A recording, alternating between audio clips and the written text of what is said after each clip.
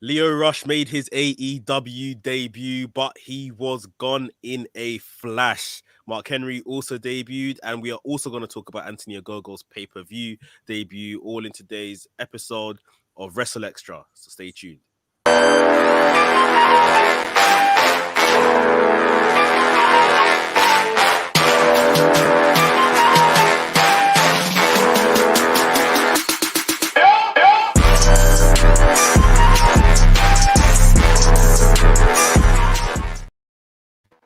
Yo, it is your boy A Dazzle. This is WrstlXtra, and as always, I am with my boy Max, the WrestleManiac. You are watching, of course, on the WrestleManiac UK YouTube channel and listening on AffinityExtra.com.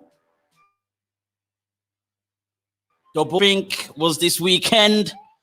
It was interesting. It went down. Folks, I actually watched AEW for a whole 4 or 5, I don't know how many hours it was, but it was long. But it was good. It was long, but it was good. I mean, come on. I wasn't expecting it to be bad, if I'm completely honest. I wasn't expecting it to be bad.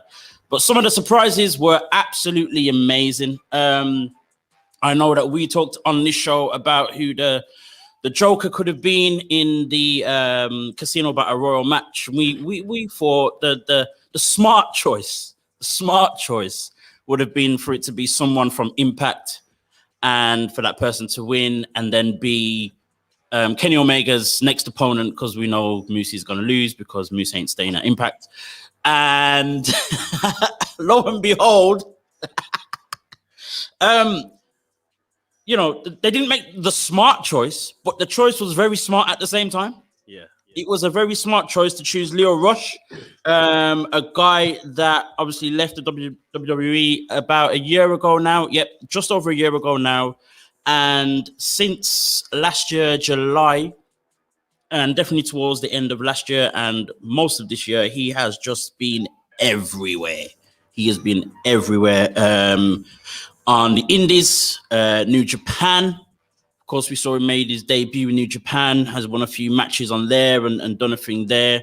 It's been said that he also has a contract, definitely obviously not an exclusive contract, but a contract with New Japan. And he turned up in AEW to a great reception, to a very good reception. And let's say, oh my word, having the crowd there, Brilliant. Game changer, bro. Absolute game changer. Absolute game changer. I know that they had a good crowd for Dynamite, which aired on Friday instead of Wednesday, the usual day of Wednesday. But yeah, it completely changes the whole thing, and especially for a company like AEW as well, who are all about the fans, and obviously they're very much a very specific type of have a very specific type of fan base. You know what I mean? Not the casual fans like the WWE has, where it's just all sorts of old and young and 20 million kids with their parents. But it made a massive difference. Bro, tell me how it felt for you to see Lio Rush, and what did you think of his performance in that match itself? Great choice, like you said. It wasn't that anyone mentioned Lio Rush. We all threw around some names, and Lio Rush didn't come to anyone's lips. No one's. I think it was really nice because, like you said, he's been doing a fantastic job since being released last year. He has been here, there, and everywhere. Anywhere that would take him and let him showcase his amazing talent, he has been. And AEW is like the highest pinnacle he can go, without being, signed to a WWE or something like that. This is the best thing, or in terms of the indies, if you like. So right. Yeah, it was great for them to bring him in and let him showcase in the Battle Royal. We've all kind of commented on this Joker role within the Battle Royals and the ladder matches and stuff, and how serious they are or not, and how serious they may or may not be taken. So for him to come in, and then I think, obviously he was in the ring immediately with Mark Quinn, Isaiah Cassidy, they done their bit. Reading a couple of reviews and stuff back, people said there was some botches in terms of he tried to get off his finisher a couple of times, and there were botches, and I didn't really see this personally, but yeah, I think maybe I was just happy to see him, like, and the crowd was happy to see him as well. Yeah, I didn't get that, but I'm just sharing what I read. But I thought it was great. I did think he was maybe gone too soon, but Okay. I guess because like if I compare it to WWE, where we may see like a legend of someone that kind of wows us come out in a Royal Rumble, they stay around for a couple of things and they're just gone. And I feel that's a bit how Leo Rush was treated. He was just like big pop. He came in, done a bit of done those spots with Cassidy and Quinn, and then he was gone. But I think as long as the door is open, which it seems to be for him to return and stuff like that, I'm sure you would have saw it. He spoke about, and we'll get onto him in a bit, Mark Henry's involvement now with AEW, and that was kind of as well a bit instrumental in him coming, and he's had other talks with Mark Henry. So it was just a great opportunity. I think he took the opportunity. Would have liked him to do a bit more, but I guess they were a bit late in the battle royale at that time. But yeah, it was just a good feel good moment, I guess, if you like. Yeah, for sure. I mean, we know in terms of his AEW status that Tony Khan said, the very next day that he's not signed to AEW. But they have an understanding. They call it a handshake agreement, where they were like, "Yep, come in, do your thing, and the door's open if we can work out you to come any other time, and if we can make sense of it and stuff like that." So it's promising. Correct me if I'm wrong. I can't remember all of them, but I know Matt Sydal was a Joker in the last one. I don't think it was the last one, but he's been a Joker before. He's been a Joker. Yeah. And obviously he stayed around and eventually signed. Yeah. I can't remember who else has been a Joker. Brian Cage, I believe, was probably the first Joker. Christian, of course. No, Christian wasn't a Joker last time. Who was the Joker last? Ethan Page. Ethan Page. But that was in the ladder match, though, wasn't it? Yeah. So obviously these people have come in as Jokers and eventually signed. So there's promise in that happening. But we know that Leo Rush also has this agreement with New Japan. Of course, New Japan are having, have a working relationship with AEW at the moment. So the door is basically the forbidden door is wide open right now. Talking about that forbidden door very quickly, and New Japan and Khan and the two Khans at war right now. Tony and what's the other one's first name again? Nick, that's the one. Tony and Nick. You know what? Excuse me if this sounds wrong, but I bet they're secretly cousins and they're just working everyone. This whole time. Surprise me, yeah. Trust me. They're related somehow, and they're just working everyone this whole time. So WWE has a new. What's his role again? It's the president. Right, he's got a pretty high up role in WWE, like global director, president, something like that. Right. And he's come in and he's just like, yep, he's changing this, that, and the next. Quite a few things that we probably want to see. Nothing's come to fruition yet, I guess. Bad Bunny was instrumental in getting Bad Bunny. Yeah. But Nick Khan is now, heading these talks with New Japan Pro Wrestling. Tony Khan himself had something very interesting to say. I personally, I think it was a little embarrassing. It was fun, and there was a bit of fun. It was a little bit funny, but I personally, I think it was just a little embarrassing myself. Yeah. I'm just like, listen, it was just rumors that they've been talking. Nothing's happened. Nothing's come from it. Just let it go. Just do your own thing. I guess Did you see that Tony Khan said that he asked New Japan for permission to do that? And he said, "Go ahead." Yeah, that makes the whole thing even more interesting. It's almost like New Japan are saying, well, we're not doing nothing with them anyway, so, say what you want. Yeah, if you want to go more. Or in time, because obviously I'm sure, it won't be something that happens tomorrow or in the next few, not even the next few months. They've still got some level of agreement with AEW at the moment that has to run its course, of course, before any changes happen. So, there's a whole load of time before anything comes to fruition with that. But Khan versus Khan, is interesting. It's very interesting. Very interesting. With all of that said, of course, we also saw Mark Henry make a move from the WWE to AEW, basically. Let's put it that way, because that's what it is. Another entrant into the Randy Orton retirement home. Randy Orton is sending man packing, bro. Trust this is me. number 4, number 5. Number 4. This has been at least number 4. It's been interesting. Randy Orton had run-ins with Christian, Matt Hardy, Big Show, now Paul White, and Mark Henry. They were all last seen in the WWE with Randy Orton. Yeah. And now they're all on AEW. It is very interesting indeed. But Mark Henry comes into AEW now as the new analyst stroke coach. And he'll be a commentator on their new show, AEW Rampage, which starts in August and will be on a Friday night on TNT. What do you see? How do you see Mark's impact on AEW, both in general, maybe specifically with, African American and Black wrestlers? How do you see this one working? It's going to be very interesting, especially in regards to what they make Rampage. Like he has said, Tony Khan, that is, he said it's not going to be like a second show. It's going to be like on par with Dynamite in terms of how it's produced and everything like that. But it's just going to be a 1-hour show. Some have said maybe it will be the more sports feel. Maybe it'll be more kind of MMA-ish or something. Who knows?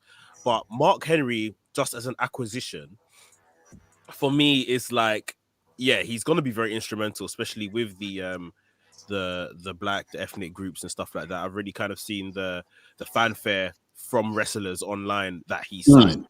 They're very, very happy that he's kind of come on board. And of course, they might just be being polite. Mark Henry's a legend, but there is just a bit more of him that, yeah, Mark Henry's here, sort of. Right. There's someone black in the boardroom. Yeah. Maybe that's exactly what it is. There's someone black upstairs, sort of thing. So, yeah, it's really good that they've got that kind of confidence in him. Obviously, we know, in recent times he got Bianca Belair her opportunity at WWE. So he's got a track record in that as well. I think he could obviously add a lot in terms of coaching.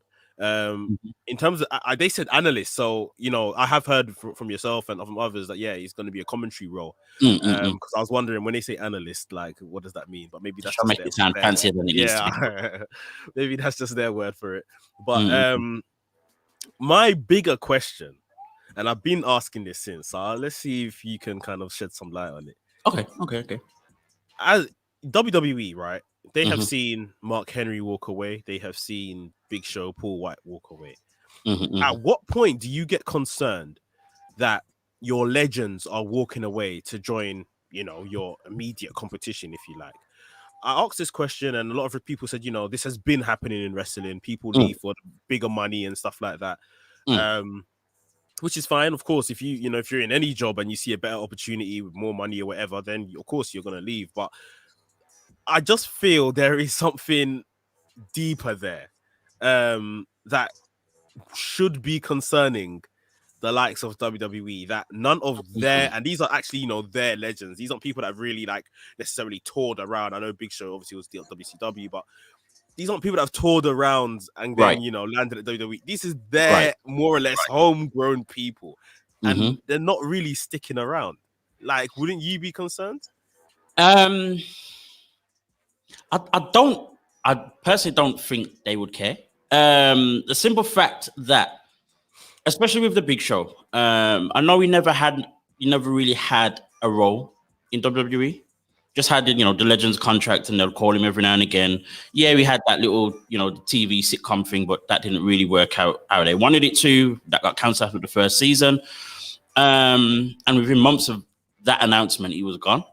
So with Mark Henry, again, a very similar thing where he didn't really have a very specific role, which kind of surprises me, if I'm honest. especially given his links and who he's brought into WWE. Bianca Belair was one. There's another black wrestler, I can't remember who it is, that he brought in as well, and there's been a few others that he scouted and stuff. Yeah. So I'm actually quite surprised that he didn't actually have a role in WWE. But at the same time, I'm not surprised in the slightest that he is actually in AEW, because when AEW first came around and when they were making, when the official All Out, and then, the talk of we're now going to have our own show and all that kind of stuff, Mark Henry was right in the mix with all the journalists and all that kind of stuff. Mark Henry was there from day one. So I'm actually surprised it took this long, if I'm completely honest. Then as well, is it Sirius FM that he does? Sirius X FM, something like that. Yeah. On the Busted Open show, the Busted Open radio show. And I was literally just about to say, Tony Khan has a spot on that show often. Yes. Tony Khan also said that him and Mark Henry are good friends, and obviously we know why now that's happened and how that's happened. So none of it surprises me. It's just a shame that like I said, he didn't have a bigger role in WWE, given his links, given the way he's respected, all that type of thing. In terms of him now in AEW and what it could mean for African American wrestlers, black wrestlers in general, just any other ethnic wrestlers, I don't know. I don't know if it's really going to make any level of difference, if I'm completely honest. And that's not to say because Mark doesn't care, because Mark doesn't have our best interest at heart and all that kind of stuff. I believe he does to a point, but I don't think he's going to go in there as this is my priority. He's definitely not that guy. He's not that guy. I think I'm sure he said something to that effect before, just on a completely, separate occasion or circumstance. I'm sure he said something along those lines before, but I know that he does look out for us, but it's not his priority. He's going to go in there to do his job, and it's not wrong for people to be excited. I know I saw Jade Cargill was excited. I've seen a few others, got really excited. But I think for me, it really is more, when you look deep into it, it's more just the simple fact that there now is a black face amongst the higher ups. He's not up there. He's just amongst them. So it's going to be interesting to see how it works, what difference it's going to make, if it's going to make any difference at all. I'm not trying to be too optimistic, and also not put too much pressure on Mark to say, right, now that you're there, you have to do this for us and blah. I don't want to do any of that either.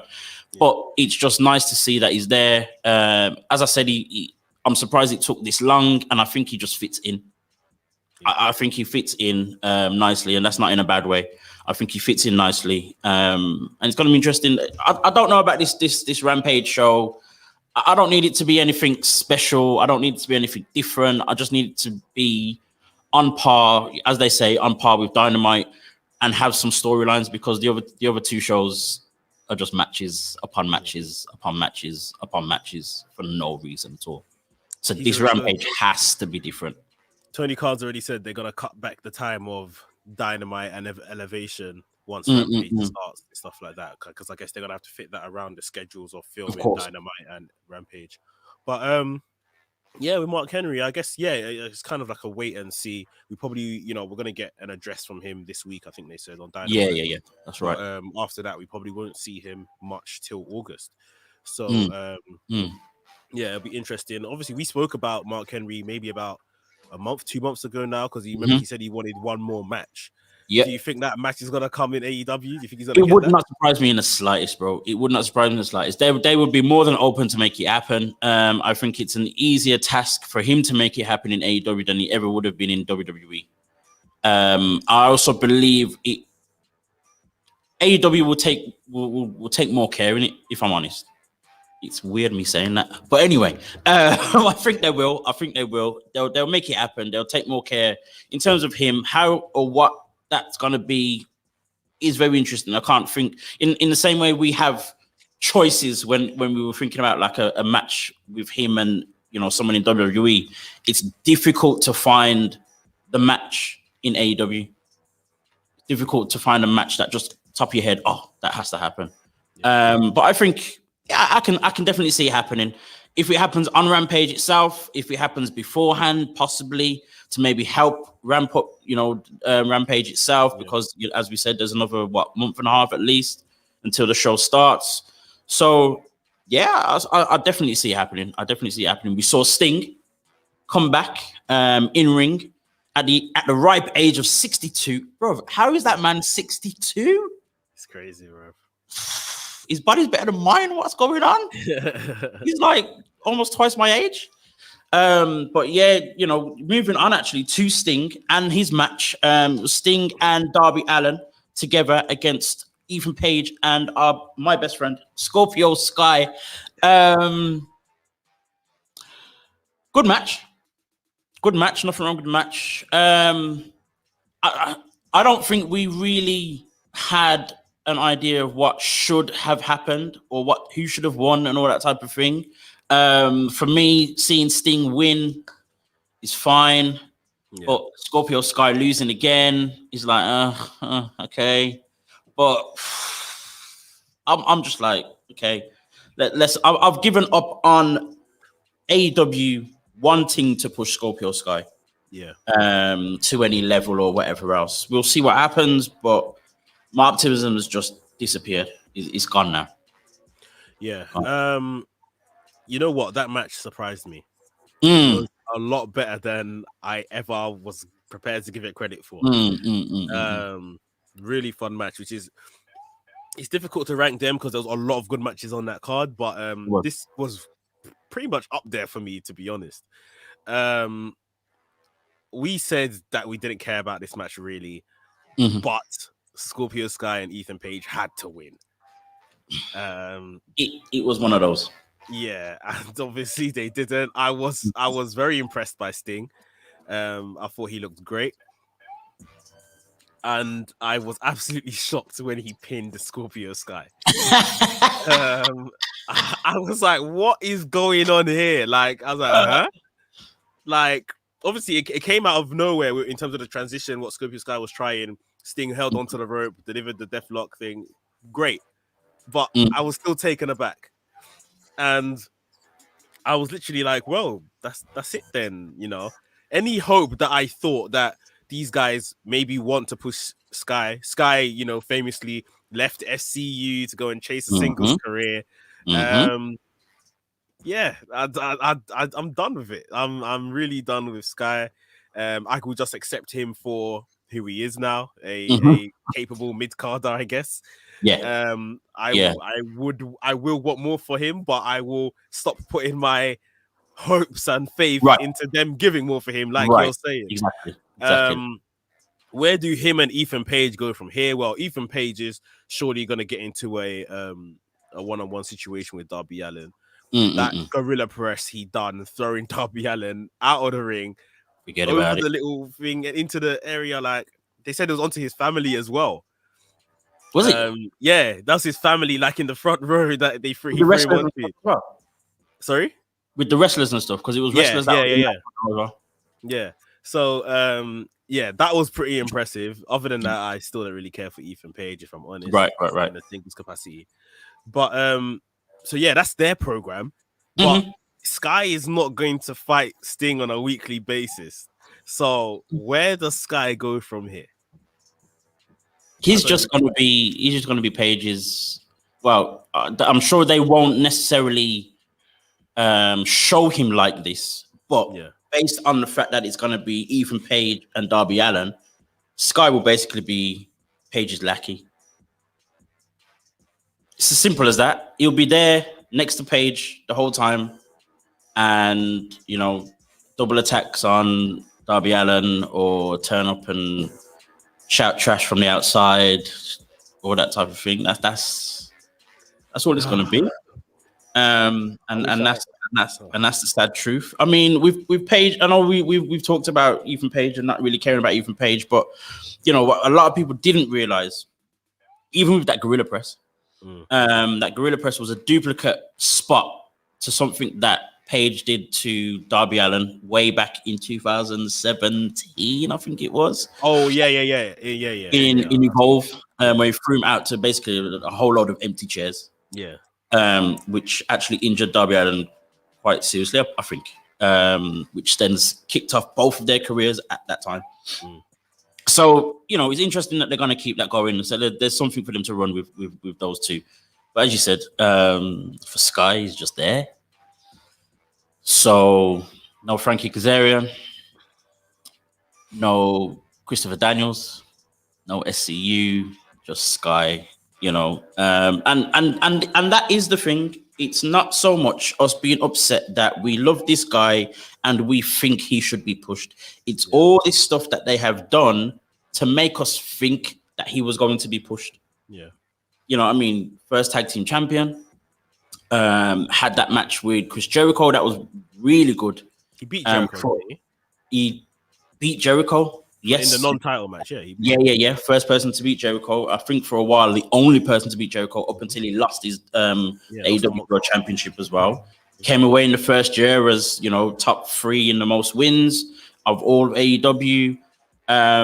We saw this whole thing where he went for his singles career and had the promo in the middle of the ring, sat down after winning like 7 matches on Dark, coming for Cody Rhodes. Didn't win that match, lost cleanly. Everyone's like, what? Same thing again happens. He wins this great ladder match and grabs the Sonic brass ring, becomes the face of the Revolution. Yeah. Then nothing. It's that. If it was just Scorpio Sky's just been there and they've done nothing with him, it wouldn't feel so bad. But it's because they've done all these things and yet nothing. But as we said, I think this is the day that I hold up my white flag and I'm like, I surrender. I give up. Throw in the towel for Sky. I give up on any kind of push. It's not anything to do with Sky. I personally don't think he's lacking in anything. A lot of people will say he's missing so-and-so, he's missing this, he's missing that. Everyone is missing something. But if they wanted to push someone, it would happen. It doesn't matter what they're missing. It doesn't matter, you know what I mean? But so if I play at devil's advocate here a bit, because I do believe this is a bit of the issue. Mm-hmm. You just nicely ran through all the major events that he's been involved in his AEW career since the inception. Because he won the tag championships more or less from day one. Yep. They've given him chances. Yeah, we can't say they've given. I mean, the only other opportunity would be, all right, actually put a title on him and see if he sinks or swims. Right. And maybe they need the convincing to take that gamble or that risk. Now maybe Sky is someone, especially like you mentioned in the earlier days, he thrived because there was a live crowd, maybe, and the live crowd would help in terms of, especially when he's given those high energy, high octane performances that he does within the ropes. Everything outside that, I can't really say that AEW have given him time to necessarily develop his character. Right. And maybe that's what they're feeling isn't connecting with the crowd. And then obviously we've went through a period now with no crowd. So I think that is, I guess, you alluded to people saying things are missing. That would be what's missing, the character work. But like, I don't think, if we're honest with ourselves, we can't necessarily say they haven't given him the opportunity. It's just it hasn't connected. Something is missing to make it connect for them to maybe gamble on him, because they've put him in all the good spots, really and truly. Like you mentioned, they've put him in a lot of decent positions. But my thing is this.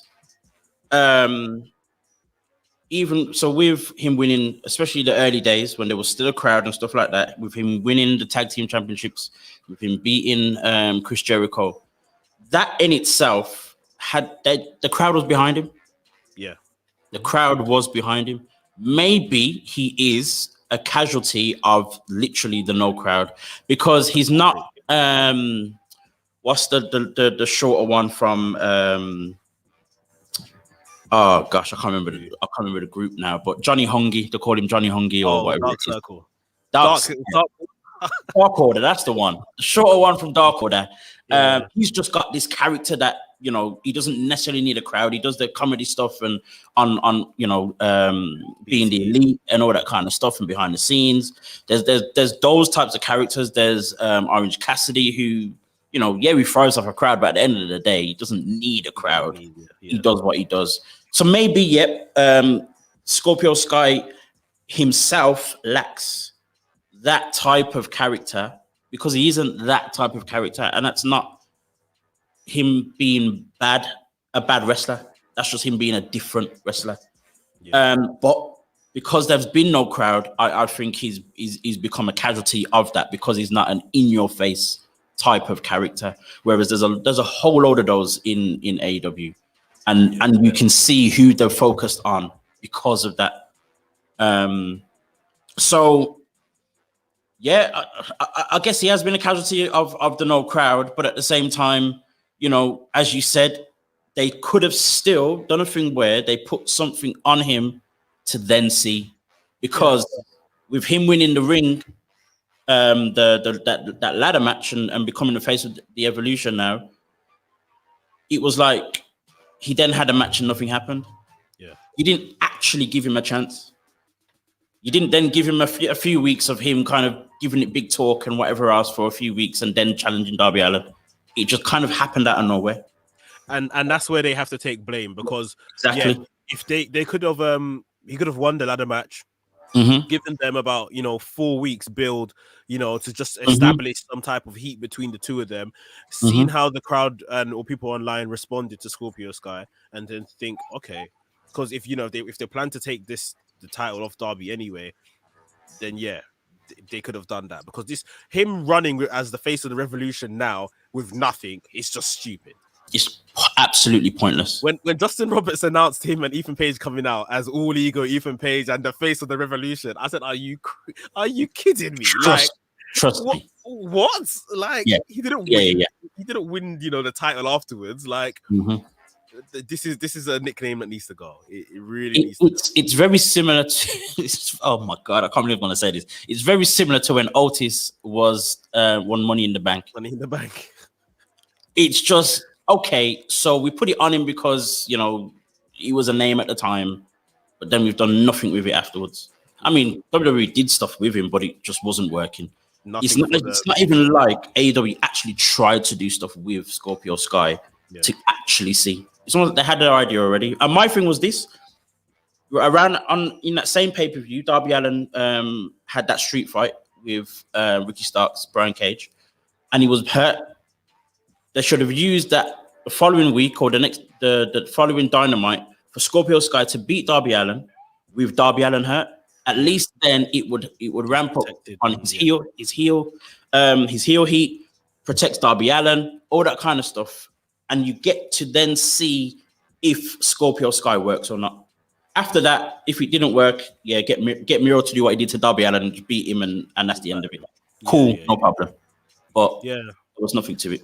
It's true, and I think that's one of the plot holes there, and they've more or less done it again. Jungle Boy's won this Battle Royal, and in 2 weeks he's gonna face Kenny Omega. Now, Jungle Boy's not beating Kenny Omega. There's not a person in this world that believes Jungle Boy is beating Kenny Omega on Dynamite. However, at least if you space it out, give it about 4 weeks, let them, let us see a couple things that make us think, can Jungle Boy do it here? You see what I mean? And there'll probably be a couple moments like that within the match, but right now we're just thinking, well, this is just normal procedure. Yes, he won the Battle Royal. He's gonna face the champion, but he ain't gonna win. Like, it's too soon. Like, these guys, the tag team champions, Young Bucks, defended their titles at the pay-per-view. They're defending their titles again, I believe, on Dynamite against Pac and Phoenix, who are now the number one contenders. So, it's crazy. I mean, if Jungle Boy wasn't so young, I would feel the same way about Jungle Boy as I do about Scorpio Sky.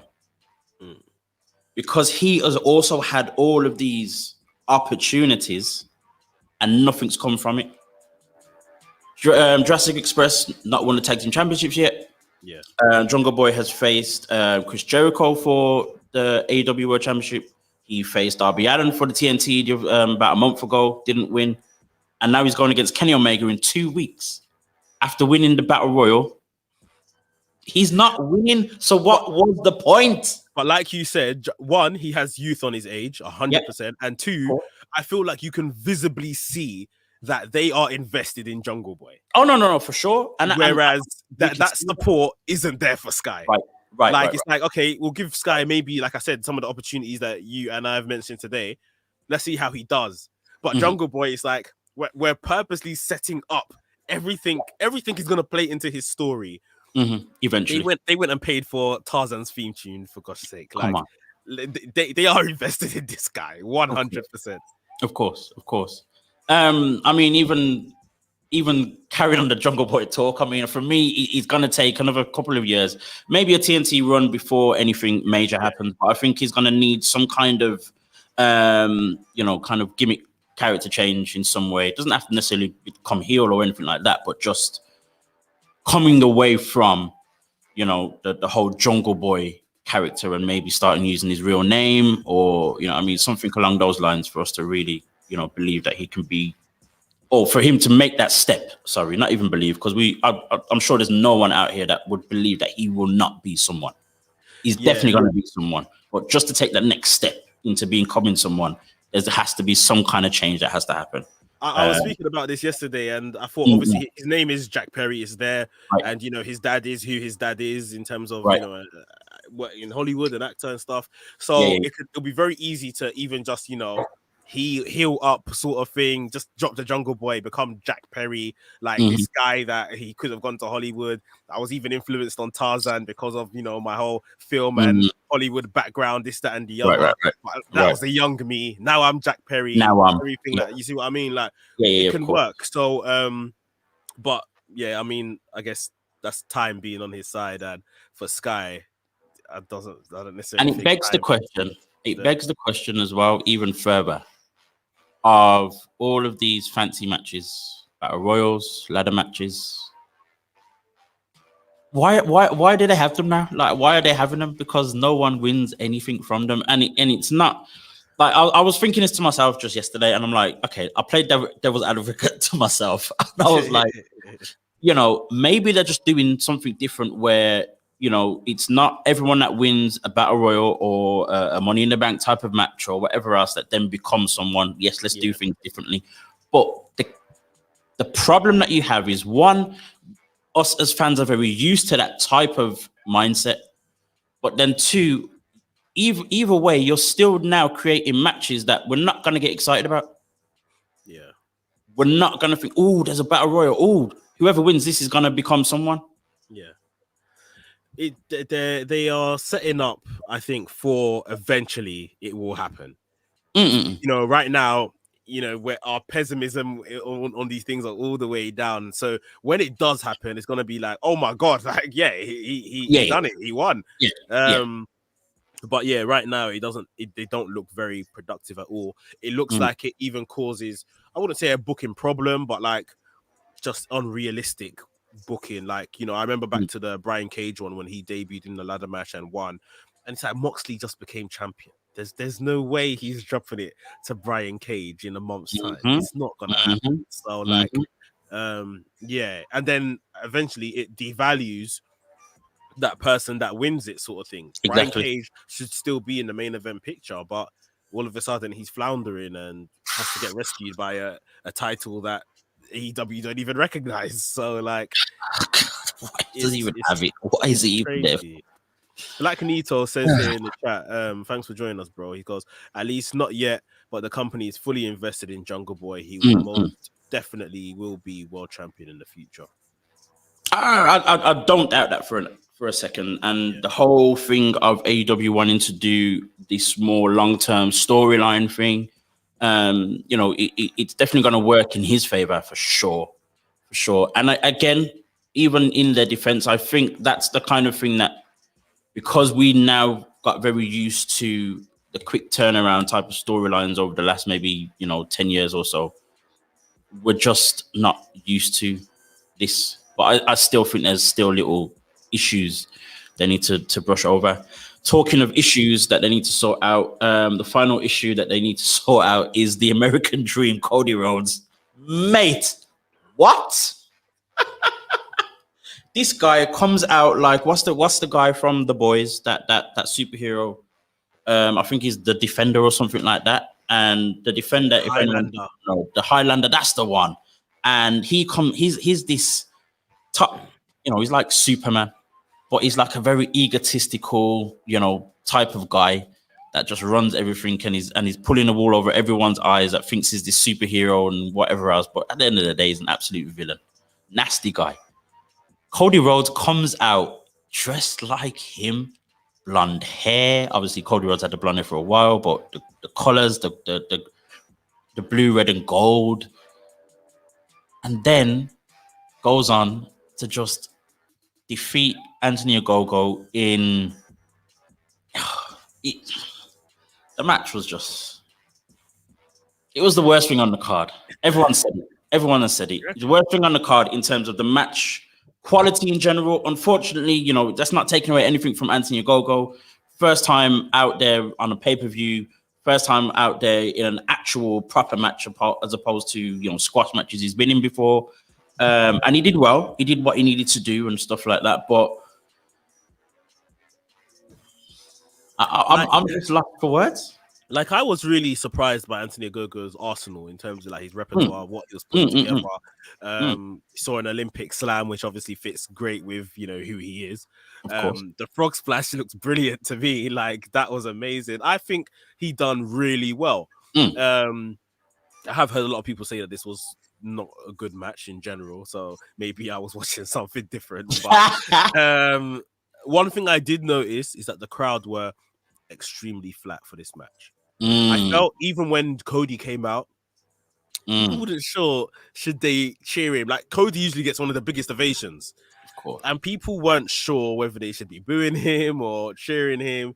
And during the match, people were very quiet. Now, that could be because of positioning of the match. People were tired in terms of they've had a couple of high octane matches before that. But I mean, we get onto the result, and Cody gets the win here. And I tried to give Cody the benefit of the doubt last week. He's very kind of self-aware, and he should know that this may be detrimental to Anthony Ogogo. I mean, I said definitely if he wins, this is detrimental to the factory. Beating QT, the leader, beating Ogogo, the biggest prospect. You've just killed off the whole movement of that new faction, and right. And yeah, I just thought that somehow Anthony Ogogo could have cheated to win. Like, yeah. They could have done all of that, but they've opted for the Cody win. I was speaking to Mike, Kings Road Wrestling, over the weekend, and I was telling him we got bank holiday over here in England, and then so I'm not working on Monday or anything. He was like, "Oh yeah, it's Memorial Weekend, Memorial Day, right?" And I said, "Huh? It's what?" He said, "Memorial." I said, "There is no chance Cody's losing. Then exactly. Mr. America ain't losing on your Memorial Day. It ain't happening." Exactly. And yeah, it just dawned on me as I was watching this match, and now they've organized this tag match for Dynamite, Ogogo and QT versus Lee Johnson and Cody. Ogogo probably pins Lee Johnson maybe to get a win back. Yeah. But it's not as significant. It's not what we came here for. And I still argue that this match never needed to happen at all. Not yet. Wait, it's too early. It's too early. Yeah, but I don't know, man. I hope people are beginning to see, the Triple H goggles that Cody is wearing. Man, it's as long crazy. As if you got criticism for Triple H, and I love Triple H, but I understand what people say in regards to him. So if you got criticism for Triple H, you have got to be able to see it within Cody Rhodes. 100%. For sure. And going back to the whole, should it even have happened and all the rest of it, they should have had a Cody versus QT at Double or Nothing. Just have it there. You could have easily built that up. They're best friends. They set up the factory together, all that kind of stuff. You could have done more than enough to ramp that up. And then have Ogogo interfere in that match, and then that sets up this now new program with Ogogo and Cody. Yeah. Then you keep that going for however long you need to, and we're good. For that to have a 2-3 week build at the most, it kind of turned into this UK versus US literally out of nothing. Cody does what Cody does with that promo. Yep, greatly delivered, but just the worst. And whoever is sending his voice notes to are obviously, wrestlers from the 70s, probably former Four Horsemen. Yeah. Anyway, and and they're telling him, oh yeah, perfectly said, yeah, brilliant stuff, yeah, become your dad, the American dream, blah blah blah, Memorial Day, all the rest of it. Just a bad move, and I would have thought that even if that was the idea from the start, after the reaction from his promo and at least a week up to the match itself, they probably would have thought, okay, maybe we need to change something here somewhere. Nah, Cody said, I'm doing my own thing. I was about to use a bad word then, but Cody said, forget it. Cody went into business for himself. Exactly. Cody said, forget this. No one can't tell me what to do. I'm doing my own thing. I'm running with the original plan. Don't care what anyone says. This is what we're doing. End of story. Let's go. And it's clear that that's exactly what's happened.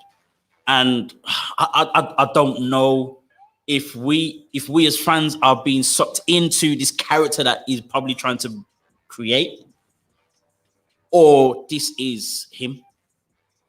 There's something exciting about that, but then at the same time, it's still like, I don't know. There's definitely an aspect of this which makes me think that Cody's turning heel here.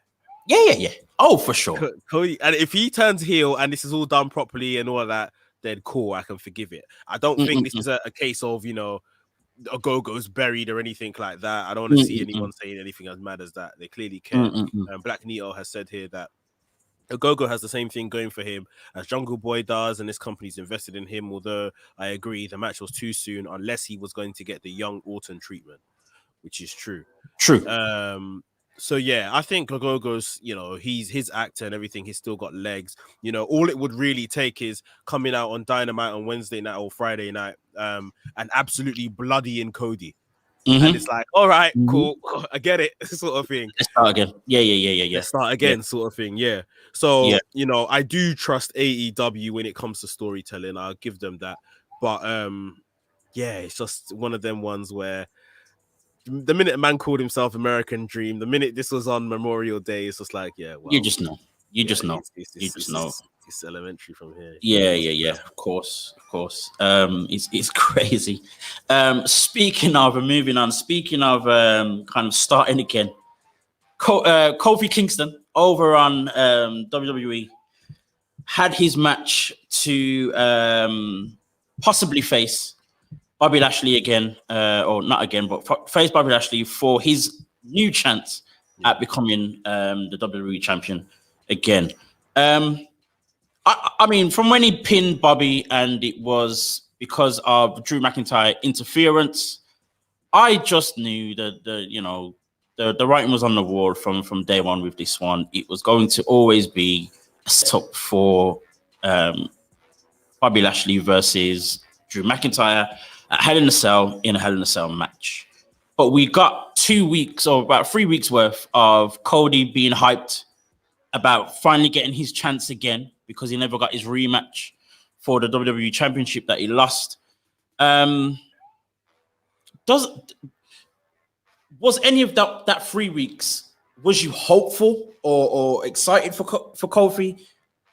What was your thought of this whole thing? So I would have been very surprised if Kofi won the match on Raw, yesterday. I would have been very surprised if he went onto the pay-per-view to face, WWE champion Bobby Lashley.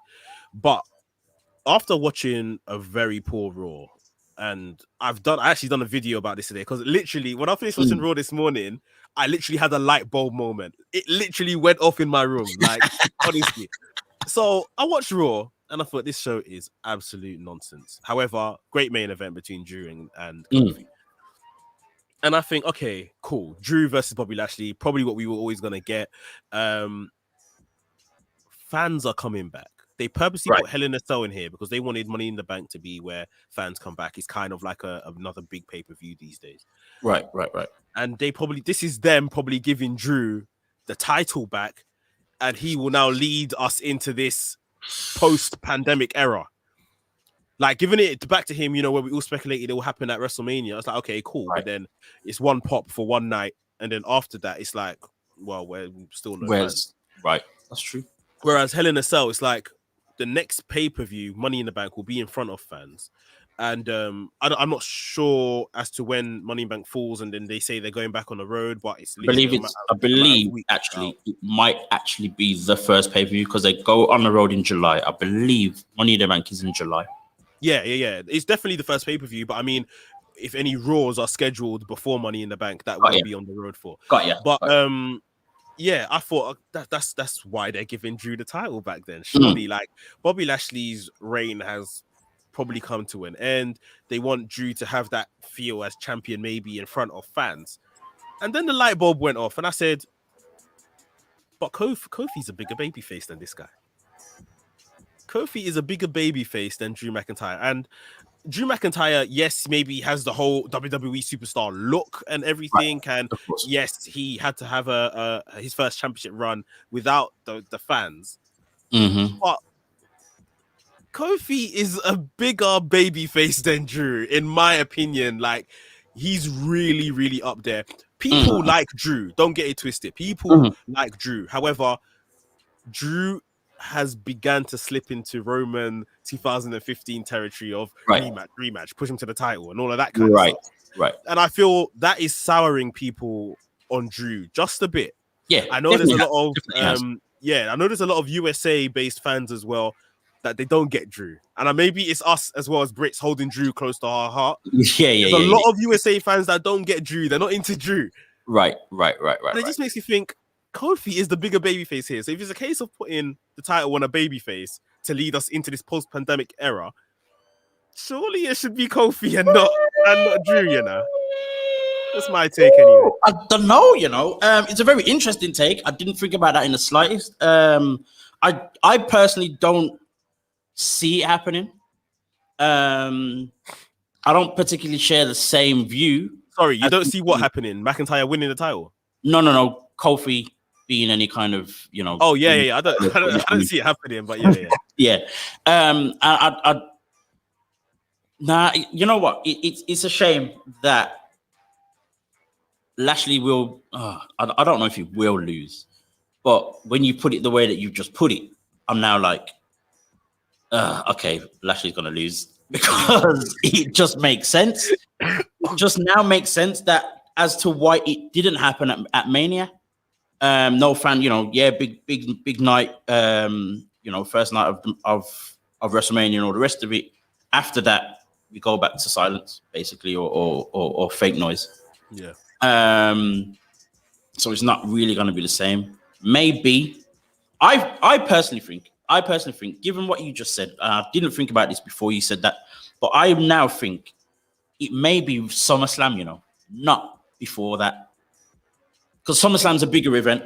Yeah. It's a bigger event. Maybe they'll hold on to Lashley up until SummerSlam, and then we'll get the big change, or whoever that may be. It probably will be Drew. It may be Lesnar comes back.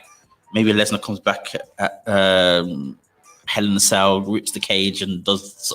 Anyway, I'm getting too excited now. It's WWE. Let's not get excited.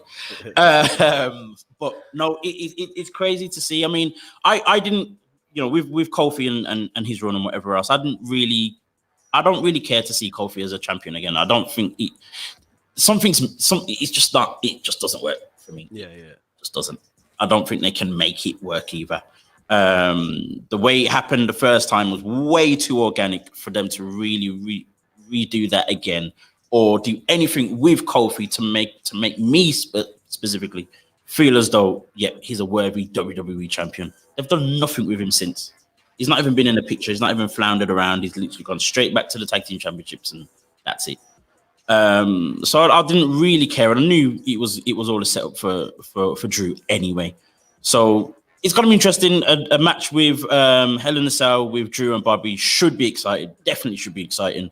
It's a shame it's another rematch upon a rematch upon a rematch and all that kind of stuff. But still excited in the same way. Let me go over to comments. So West Coast Popcast, thanks for joining us, bros. They said, I definitely want Drew to get the belt back, but I need that Lashley versus Lesnar match first. What would be the bigger WWE title match leading into SummerSlam? I guess that's Lashley Drew or Lashley Lesnar. I think Lashley Lesnar is a bigger match. Indeed, for sure. Unless they want to do Drew and Lesnar again at SummerSlam. Yeah.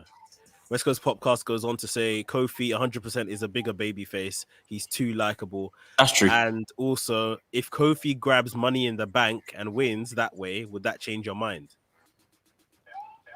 You know what? It probably would, because he'd have to go through whatever else in the match and all the rest of it. Ladder matches are always devastating and crazy and all the rest and all of that. And then Kofi would do Kofi stuff in a ladder match. Yeah, you know what I mean? So actually, it would change my mind. I wouldn't be completely sold as if to say, like, all right, he's 100% cashing it in, going to become a champion. One, because he's a babyface.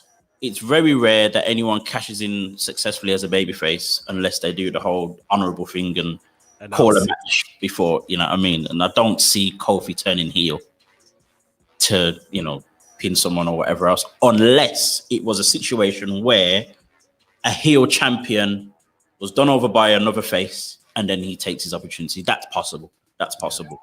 So it would actually it would change my thinking in terms of Kofi becoming a champion again. It's possible, but we'll see. Oh, Britt Waters has jumped in. All right. So when Britt talks, her opinion goes.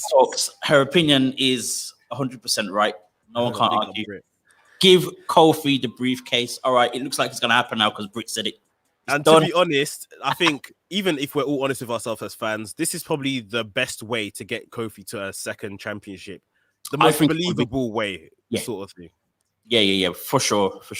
As I said, it would change my mind in terms of me being on, feeling as though he's either worthy or it's doable or it's believable. For sure, definitely. Before the time is up, we've only got a few minutes. I don't even know if we're going to be able to fit this in, but let's go for Stars of the Week very quickly. I've got mine straight away, so let me jump in real quick. Okay. Seeing as we're speaking about Kofi Kingston, I'm going to choose his brother, Xavier Woods. I think Xavier Woods was phenomenal in his match against Riddle. I think he had a match again with Randy Orton yesterday on Raw. Yeah, great match. He's lost both of them. But I think he's won in defeat, definitely. And I'm now begging for a Xavier Woods singles run in some way, shape, or form. 100%. In some way, shape, or form. What he has done in the last 2 weeks has been crazy. He's shown everything he can do. And there's definitely something there. And whether it be with, Riddle or Orton on their own, or just someone else, I think he just now needs that push to give him something. And maybe he might be the guy to challenge Sheamus for United States Championship. Ricochet's in the mix, which is nice. I don't think it's happening, but then let Xavier come through it and see what happens with that. But yeah, Xavier was definitely my star of this week, for sure. My star of the week is Anthony Ogogo. Yeah, I think just a great performance from me on the night for someone that was their third televised match or first pay-per-view match after debuting, just a while ago. Terrific frog splash. I saw West Coast Popcast earlier on in the chat giving props to the frog splash as well. Yeah. And you know what? He after Cody's rah-rah speech on TV, he carried this feud on Twitter, just absolutely destroying him. It's like he had a schedule, like a alert, a notification in his calendar, 6 o'clock every day. I've got to destroy Cody online. Like, he absolutely laid into him and made this something to slyly care about. I'll say Anthony Gogo sponsored by Hootsuite, mate, because he had his scheduled big time, bro. He just sat down and ripped them out.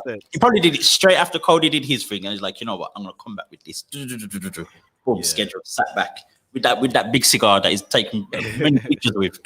And yeah, man, Anthony Gogo has absolutely just smashed it. I just loved the way he's embraced the character that he is. At first, when I saw this kind of, the governor and whatever else, I was thinking, oh, this is very Peaky Blinders. It's gonna go the wrong route. Yeah. But nah, I'm so sold on this guy. Completely sold on this guy. The match that he had him even more sold now that he's gone from boxer to wrestler. You expect it to just be a couple punches here and there and very basic stuff that he does, but that frog splash, he's done a few other things. I'm just like, all right, let's do this. I'm in fear of the Cody Rhodes ego completely destroying him. But apart from that, Anthony Gogo is the man right now. Everything he does, he's just got this whole demeanor as well that's just carried him very, very nicely. Big up to our fellow Black Brit. We can say that. Our fellow Black Brit is getting time TV in the US. Yes, come on. We need more of those somehow. I don't know who, but somehow. Let's go. Folks, unfortunately, that is the end of the show. It has been an hour, unfortunately, and we have got to go. You have, of course, been watching on the WrestleManiac UK YouTube channel. Follow Mex and all the different places he finds himself. You can follow Mex on Instagram on WrestleManiac.uk. And you can follow me as well on Black Wrestling Alliance on Instagram. Folks, it's been a good one. We'll be hopefully posting clips of the show and you'll see us, our beautiful faces again. And definitely you'll join us next week. Folks, see you later. We're out.